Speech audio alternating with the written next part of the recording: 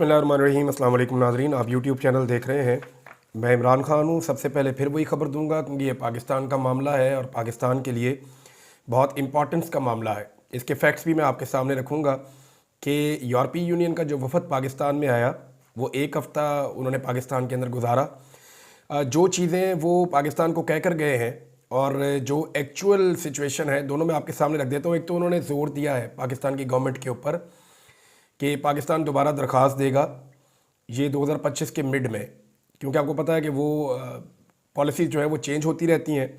तो जो GSP regulation के तहत पाकिस्तान अपनी दरख्वास्त देगा 2025 के मिड में। अब वो दरख्वास्त मंजूर तभी होगी जब पाकिस्तान के अंदर मामलात उन मुआहदों के मुताबिक होंगे, जो मुआहदे या जो ट्रीटीज़ पाकिस्तान ने साइन की हुई हैं या वो कन्वेंशंस जिनके ऊपर अमल दरामद करना था पाकिस्तान को, अगर पाकिस्तान ने किया होगा।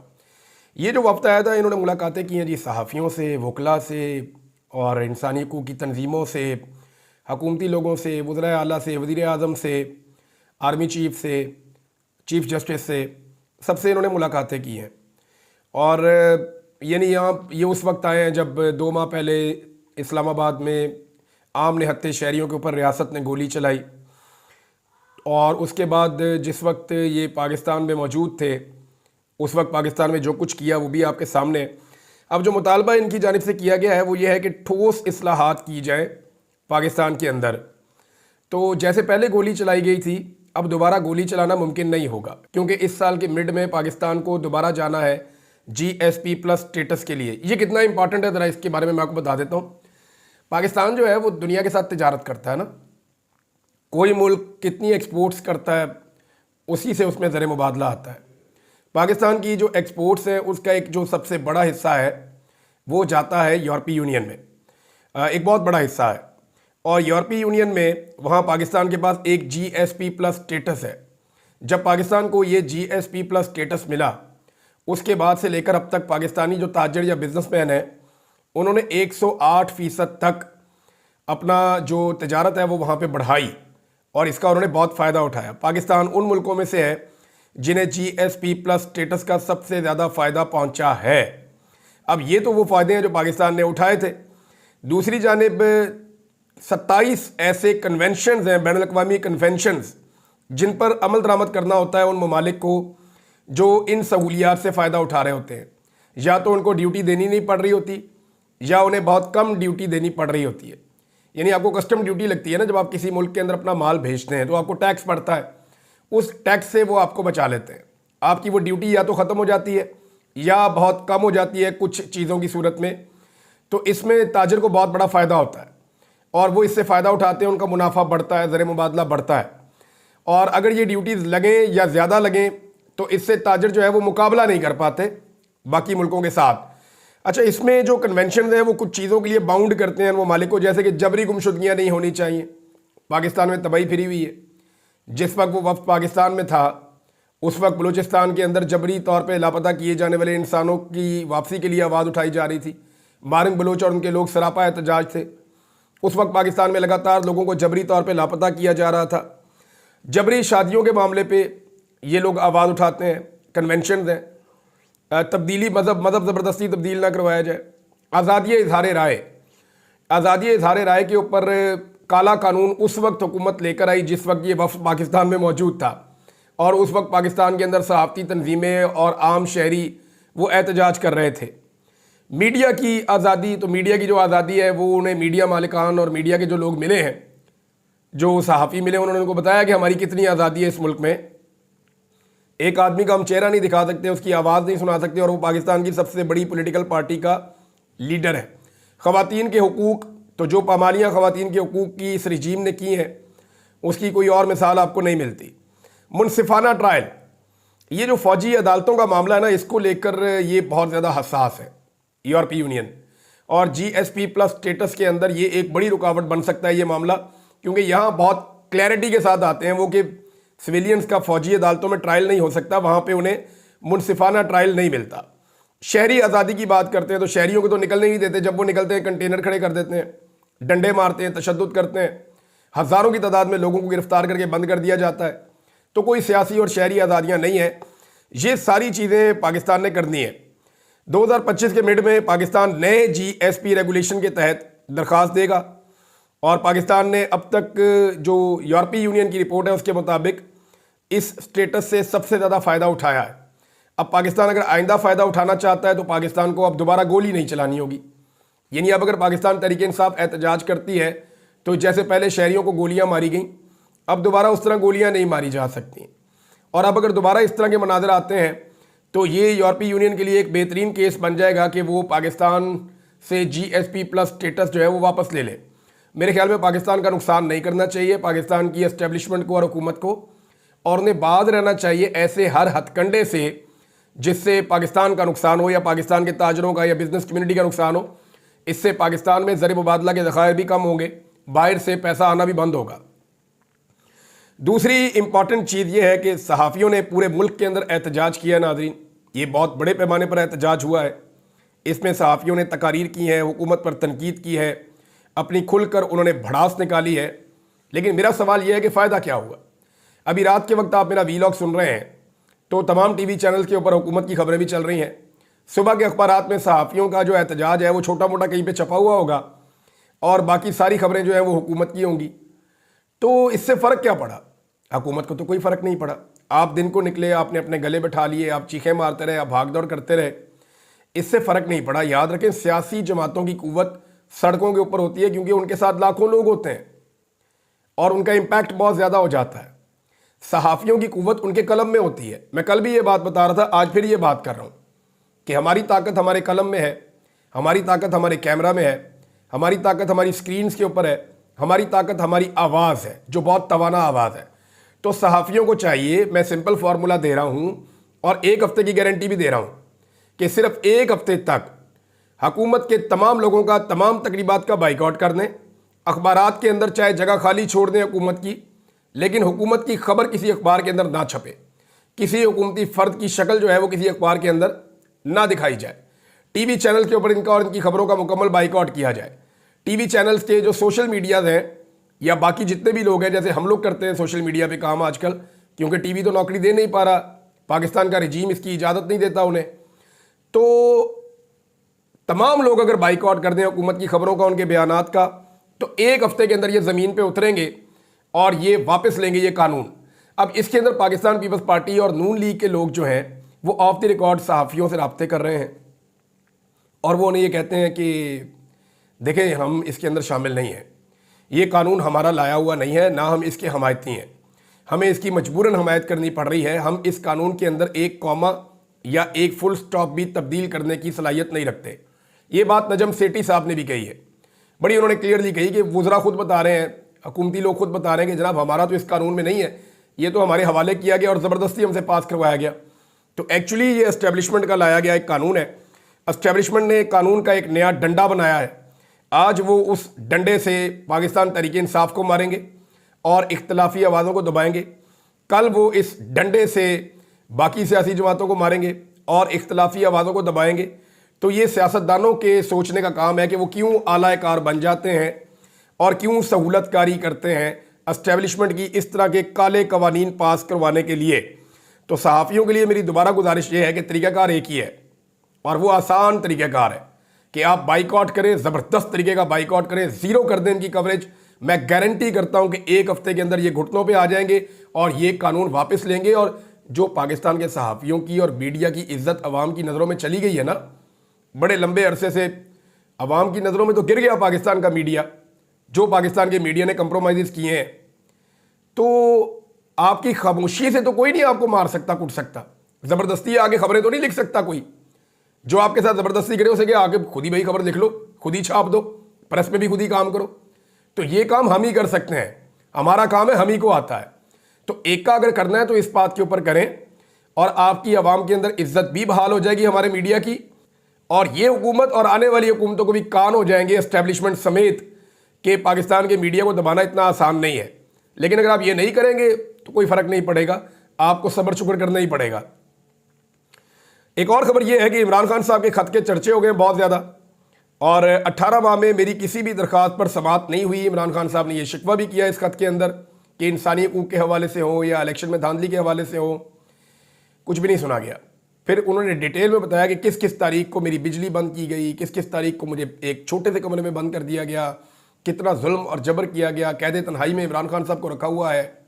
फिर वो अपने शोहदा की बात करते हैं इमरान खान साहब, फिर वो अपने लापता अफराद की बात करते हैं इमरान खान साहब, इलेक्शन में धांधली, अदालत का किरदार, यानी कोई ऐसी चीज़ नहीं है जिसे इमरान खान साहब ने नज़रअंदाज किया हो या छोड़ा हो इन 350 के करीब सफ़हात में। 349 ये पेजेस हैं टोटल। और ये तो जनाब ऐसा लगता है कि मुताला पाकिस्तान की प्रॉपर जो किताब हो सकती है ना गुज़िश्ता 2-3 सालों की, वो ये किताब है। इसको अगर आप गौर से पढ़ें तो आपको माजी के हवाले भी मिलते हैं और अब की सारी सिचुएशन भी आपके सामने आ जाती है। तो वैसे तो पाकिस्तान के तलबा को जो मुताला पाकिस्तान पढ़ाया जाता है वो एक जालसाजी है और एक जाली किस्म का फेक मुताला पाकिस्तान पढ़ाया जाता है। अभी तो उसके अंदर शामिल कर दिया, उसमें पंजाब की टिकटॉक हुकूमत ने और भी शक्लें शामिल कर दी अपने समेत उसके अंदर।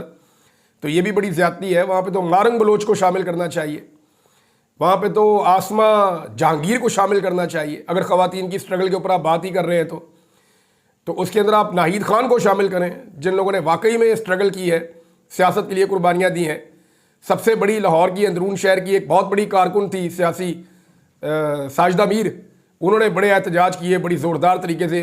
ऐसे लोग जिन्होंने वाकई में किरदार अदा किया। अभी हाल ही में अगर मैं पॉलिटिक्स की बात करूं तो और बहुत सारी ख़वातीन हैं जिनका बड़ा रोल है। बहरहाल इमरान खान साहब के ख़त के बाद एक ख़त और आ गया है और ये जो ख़त आया है ये जनाब सुप्रीम कोर्ट ऑफ पाकिस्तान को पहुंचा, चीफ जस्टिस को। और ये ख़त लिखा है चंद जजेस ने इस्लामाबाद हाई कोर्ट से। और अदलिया में ये अब रिपोर्ट मैं कर रहा हूँ, ये साकिब बशीर साहब ने भी रिपोर्ट किया है, फैज़ान शेख साहब ने भी किया, कुछ और दोस्त हैं उन्होंने भी किया। तो लिखते हैं जी कि ब्रेकिंग न्यूज़ है, अदलिया में एक और बहरान जन्म लेने लगा। इस्लामाबाद हाई कोर्ट के जस्टिस मोहसिन समेत मुख्तलिफ जजेस का एक और गैर मामूली ख़त सामने आ गया। दूसरी हाई कोर्ट से जज ना लाया जाए, ना chief justice Islamabad high court उसे बनाया जाए। हाई कोर्ट के 3 सीनियर जजेस में से ही चीफ जस्टिस तैनात किया जाए। ये है जनाब ख़त का मतन। यानी मैं आपको बता रहा हूँ ना पिछले चंद दिनों से कि एक प्लान ये बनाया गया है कि बाहर से एक जज लाया जाएगा। ज़्यादातर जो नून लीग के लोग नाम ले रहे हैं वो जस्टिस डोगर हैं एक लाहौर से, जिनको लाने की तैयारी है बकौल उनके। लेकिन ये कहा जा रहा है कि एक जज बाहर से लाया जाएगा इस्लामाबाद हाई कोर्ट के अंदर और हुकूमत ने इसकी प्लानिंग कर रखी है। इवन जो हुकूमती जजेज़ हैं, जो उनके हमायती जजेज़ हैं, उन्होंने भी ये प्लानिंग कर रखी है। और उस जज को पहले डेपुटेशन पे लाया जाएगा इस्लामाबाद हाई कोर्ट में और फिर इस्लामाबाद हाई कोर्ट में उस जज को chief justice Islamabad high court बना दिया जाएगा, ताकि इस्लामाबाद हाई कोर्ट के ऊपर जो एस्टेब्लिशमेंट का और हुकूमत का कंट्रोल है वो किसी सूरत भी ख़त्म ना हो। तो ये मामला बिल्कुल क्लियर हो गया कि एक ख़त और आ गया है और यहाँ पे एक नया बहरान जो है वो भी शुरू हो गया है। एक और ख़बर है और वो ख़बर है फ़ौजी अदालतों में सिविलियन ट्रायल के हवाले से। इसमें एक चीज़ मैं आपको बड़ी क्लियर कर दूँ, अदालत के अंदर रोज़ाना रिमार्क्स आते हैं, रोज़ाना बहुत सारी चीज़ें होती हैं, लेकिन क्लैरिटी आप इस चीज़ में रखें कि अगर पाकिस्तान की जो मौजूदा रजीम है इसे जो बाइडन ने जिस तरह सपोर्ट किया था, जो बाइडन के दौर में जैसी इनको सपोर्ट मिली थी मगरिब से या अमेरिका से, अगर वैसी सपोर्ट इन्हें डोनाल्ड ट्रंप के दौर में मिल जाती है तो फिर आप ये मेरी बात लिख कर रख लें कि फ़ौजी अदालतों की सज़ाएँ कभी भी कलअदम करार नहीं दी जाएंगी और सिविलियंस का फ़ौजी अदालतों में ट्रायल जायज़ करार दे दिया जाएगा आइनी बेंच की जानिब से। लेकिन अगर डोनाल्ड ट्रंप की जानिब से वो सपोर्ट ना मुयस्सर आई जो बाइडन के दौर में मुयस्सर थी, तो फिर आइनी बेंच का फैसला मुख्तलिफ होगा और वो इस तरह मुख्तलिफ हो सकता है कि कम से कम सिविलियंस का फ़ौजी अदालतों में ट्रायल जो है वो उसमें जस्टिफाई नहीं होगा। हुकूमत की जानिब से नाज़रीन बार बार मुज़ाकरात की पेशकश की जा रही है, बार बार दावत दी जा रही है। वज़ीर आज़म ने दोबारा मुज़ाकरात की दावत दी है। ये चीज़ें जो है वो इस बात की तरफ इशारा करती हैं, राना सनाउल्लाह साहब ने भी कहा, इरफान सिद्दीकी भी कह रहे हैं, बाकी लोग भी कह रहे हैं, वो इसलिए बार बार ये कहते हैं कि मुज़ाकरात करें कि वो अपनी फेस सेविंग चाह रहे हैं। और इससे ये साबित होता है कि पाकिस्तान तहरीक इंसाफ को नहीं, मुज़ाकरात की जो असल ज़रूरत है वो ज़रूरत है जनाब हुकूमत को, और हुकूमत जो है वो फंसी हुई है, उन्हें पाकिस्तान तहरीक इंसाफ के साथ मुज़ाकरात करने हैं। दूसरी जानिब इमरान खान जो है वो उनकी सख्त तरीन हदायत हैं, लेकिन उसके बावजूद उनकी पार्टी की क़यादत ने अभी तक जो 26 नवंबर वाला मामला है उसके केसेस को संजीदगी से नहीं लिया। देखें, मुज़ाकरात जब शुरू किए हुकूमत ने तो उससे पहले यही हुआ था ना, इस्लामाबाद का कत्लेआम हुआ था, तो उसके बाद मुज़ाकरात चलना शुरू हो गए। तो इस्लामाबाद के कत्लेआम से तवज्जो पाकिस्तान तहरीक इंसाफ की लीडरशिप की हट गई। अब मुज़ाकरात तो ख़त्म हो गए हैं, लेकिन हम ये देख रहे हैं कि जो इस्लामाबाद का कत्लेआम है उस मामले पे पाकिस्तान तहरीक इंसाफ की लीडरशिप जिम्मेदारी का मुजाहरा नहीं कर रही और इस मामले को उस तरह नहीं उठा रही जिस लेवल पे और जिस तरह इनको उठाना चाहिए था। पाकिस्तान तहरीक इंसाफ का एक और मौक़िफ़ आया है और ये उमर अयूब साहब ने इसके बारे में एक स्टेटमेंट दिया है। उनका ये कहना है कि वज़ीर-ए-आज़म पर्ची आने पर मुज़ाकरात के लिए तैयार हो जाते हैं, यानी वज़ीर-ए-आज़म को पर्ची आती है और पर्ची पढ़ने के बाद जो है वो मुज़ाकरात के लिए तैयार हो जाते हैं। और वज़ीर-ए-आज़म की हैसियत पॉलिशिया या अर्दली से ज़्यादा नहीं है, इनके पास कोई इख्तियार नहीं। वज़ीर-ए-आज़म पर्ची आने पर मुज़ाकरात के लिए तैयार हो जाते हैं। PTI अवाम के वोट से इक़्तिदार में आई, मौजूदा हुकूमत की पॉलिसियों के बाइस महंगाई में इजाफा हुआ। पीपल्स पार्टी सिंध के लोगों का सौदा करके पानी की तकसीम करने पर राज़ी हो जाएगी। सबके ऊपर उन्होंने तनकीद की है। वैसे पाकिस्तान पीपल्स पार्टी ने तो कमाल ही कर दिया। एक तरफ वो जमहूरियत के चैंपियन है, एक तरफ वो आज़ादी इज़हार राय के लिए आवाज़ उठाते हैं और दूसरी तरफ उन्होंने पाकिस्तान के अंदर आज़ादी इज़हार राय को मुकम्मल तौर पे कुचल के रख दिया है। यही कानून जब बिलावल के ख़िलाफ़ इस्तेमाल होगा ना, और यही डंडा जब चलेगा पाकिस्तान पीपल्स पार्टी और PMLN और MKM के ख़िलाफ़, तो फिर आप देखिएगा कि इन लोगों की चीखें आसमानों तक जाएंगी और आप उन्हें सुनेंगे। नाज़रीन, अमरीकी सरमायाकार के हवाले से वो आया और चला गया, लेकिन उसके आने और जाने के बीच में उसने किया क्या? उसने कुछ सियासी नौइयत की मुलाकातें की और सियासी नौइयत की प्रेस कॉन्फ्रेंस की, सियासी नौइयत के टॉक शोज़ किए और फिर वापस चला गया। क्या सियासी काम करते हैं कारोबारी लोग, या कारोबारी लोग ऐसे होते हैं? कारोबारी आदमी जिसने 100 अरब डॉलर लगाना है या अरबों डॉलर लगाने हैं पाकिस्तान में, वो बंदे के पास इतना टाइम है कि वो अपने कारोबारी मामलात को ना देखे और सियासी मामलात को देखे? ये तो हो ही नहीं सकता, मुमकिन ही नहीं है। और इस बंदे के बारे में जो अमेरिका से खबरें दे रहे हैं, अमेरिका में मौजूद पाकिस्तानी सहाफ़ी, वो हैरान कर देने वाली हैं। आप उठाकर अहमद नूरानी साहब की स्टोरी देख लें, आप मुईद पीरज़ादा साहब की स्टोरी उठाकर देख लें, वजाद सईद साहब की स्टोरी उठाकर देख लें, अहमद बड़ाइश साहब ने जो इसके ऊपर स्टोरी की है वो उठाकर देख लें, और जो बाकी सहाफ़ी हैं जो इसके ऊपर काम कर रहे हैं। मैंने खुद इसके ऊपर कुछ स्टोरी की थी। तो ये चीज़ें देखने के बाद आपको समझ आ जाएगी कि एक्चुअली मामला जो है वो सरमायाकारी का तो लगता नहीं है, मामला जो है वो कुछ सफारतकारी का लगता है और कुछ सियासी नौइयत का मामला है। और इसके अंदर फ्यूचर के अंदर मुझे लगता है निकलेगा कुछ और ही। अब इन्वेस्टमेंट पाकिस्तान में आई है या नहीं आई, इनका दौरा मुकम्मल हो गया और इन्होंने इन्वेस्टमेंट के हवाले से कितनी मीटिंग्स, ब्रीफिंग्स और दौरे किए, ये चीज़ें अगर गवर्नमेंट शेयर कर दे तो उनकी बड़ी मेहरबानी होगी। नाज़रीन, पाकिस्तान तहरीक इंसाफ की जो माली हालत है वो इस वक्त बेहतर नहीं है। इस हवाले से जुनैद अकबर साहब ने अपील की है अवाम से फंडिंग के लिए, क्योंकि 8 फरवरी अब करीब आता चला जा रहा है।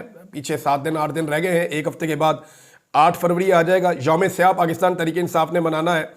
तो जुनैद अकबर ने अपील की है कि हम किसी गवर्नमेंट से, किसी जगह से कोई मदद नहीं लेंगे, हम अपने बलबूते पे ये करेंगे। अवाम से उन्होंने फंडिंग के लिए अपील की है। पाकिस्तान तहरीक इंसाफ को वैसे फंडिंग हो जाती है और पाकिस्तान तहरीक इंसाफ की माली हालत वैसे अच्छी नहीं है। इनका जो इस्लामाबाद में सेक्रेटेरिएट है वहाँ पे भी मुलाजमीन को तनख्वाहें नहीं दी जा रही थी। कई और जगहों पे पाकिस्तान तहरीक इंसाफ शदीद माली बहरान का शिकार है। टारगेट ही इतना किया एक पॉलिटिकल पार्टी को, हर तरफ से पार्टी को दबा लिया, हर तरह की फंडिंग बंद कर दी, हर तरह के इनके अकाउंट भी बेचारों के गए।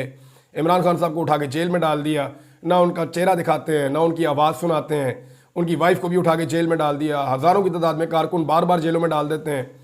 तो जो जुल्म और फस्तायत एक जमात के खिलाफ किया गया है, जमात अमली तौर पे ख़त्म हो जानी चाहिए थी, लेकिन जमात पहले से ज़्यादा मजबूत और बड़ी हो गई है। फंडिंग का मसला है पाकिस्तान तहरीक इंसाफ को। जुनैद अकबर साहब ने अपील की है, देखते हैं इनको कैसे फंडिंग होती है और क्या पाकिस्तान तहरीक इंसाफ यहाँ फंडिंग करती है। सद्दाम तरीन साहब ने बलूचिस्तान में एक बड़ी सियासी रैली निकाली हरनाई में और एक बड़ा जलसा किया है। सद्दाम तरीन जो है वो एक दलेर पाकिस्तान तहरीक इंसाफ का कारकुन साबित हुआ और उसने हर मौके पर आके फ्रंट फुट पे आके एहतजाज किया और हर एहतजाज के अंदर वो नज़र भी आया। और ये यानी बलूचिस्तान के अंदर से एक बड़ी तवाना आवाज़ है। सालार काकड़ हो गए और ये सारे लोग, शुरू हो जाता है मामला जुर्रत का कासिम सूरी से।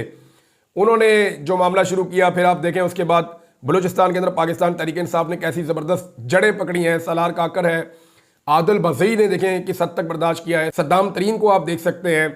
इसके अलावा आप अयाज खेतरान हैं और बहुत सारे और लोग हैं, मैं सबके नाम नहीं ले पाऊँगा, लेकिन बलूचिस्तान ने बड़ी ज़बरदस्त नौजवान लीडरशिप पैदा की है और वो जमहूरी अंदाज में अपना हक अभी मांग रहे हैं। तो हरनाई के अंदर जो है वो एहतजाज हुआ, हालांकि सारे रस्ते उन्होंने बंद किए, बड़ी रुकावटें लगाई, सब कुछ करके देख लिया, लेकिन इसके बावजूद बड़ा कामयाब एहतजाज हुआ है। नाज़रीन, एक शिकवा किया मीडिया से मुजम्मल असलम साहब ने, खैबर पख्तूनख्वा हुकूमत का हिस्सा है, उनका शिकवा मैं पढ़ के सुना देता हूँ ताकि कम से कम हमारे से तो शिकवा ना रहे ना उनका। वो ये कहते हैं कि कुछ पंजाब के लोगों से बात हुई तो पता चला कि मॉडल रेडी की 1,50,000 रुपये कीमत रखी गई है और माहाना किराया अलग है और पुरानी रेडी और सामान जब्त कर लिया गया है। गरीब झोली उठा उठा कर बद्दुआएं दे रहे हैं। समझ से बाहर है मीडिया और बाकी सियासतदान बशमूल पंजाब PTI इन ज्यादतियों के खिलाफ आवाज़ क्यों नहीं उठाते। नाज़रीन, ये हमने सुना दिया आपको वो क्या शिकवा कर रहे थे। बहरहाल इस वीलॉग में अब तक के लिए इतना ही। अपना ख्याल रखिएगा, अपने इस चैनल का भी। अल्लाह हाफ़िज़।